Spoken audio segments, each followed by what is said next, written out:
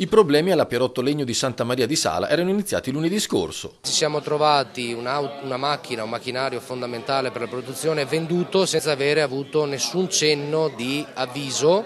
A quel punto è scattato lo sciopero. La Pierotto ha già 2 stabilimenti all'estero e i dipendenti hanno pensato subito alla delocalizzazione. Polonia e Ucraina, pertanto il fatto che era successo ci aveva fatto alzare le antenne perché delocalizzare ci si mette un secondo. Alla Pierotto lavorano circa 130 persone e al momento si dice a mezza voce che potrebbero esserci fra non molto fra i 20 e i 30 licenziamenti, ma i sindacati non ci stanno. È da capire lo sviluppo che ci sarà all'interno di questa azienda qua per l'arrivo della nuova macchina, però io non parlerei di esuberi, tratterei intanto gli eventuali esuberi con usufruire gli ammortizzatori sociali per adesso. Dopo 3 giorni di sciopero l'incontro ha avuto un esito positivo. Abbiamo ottenuto oggi una firma che ci dà una garanzia di una ripresa delle relazioni sindacali e un impegno da parte dell'azienda che andrà monitorato naturalmente con grande attenzione per il futuro, comunque a non ripetere più episodi di questo tipo che possono depotenziare il parco macchine che abbiamo all'interno della fabbrica in attesa di nuovi investimenti. I lavoratori hanno apprezzato l'impegno del sindaco. Si è esposto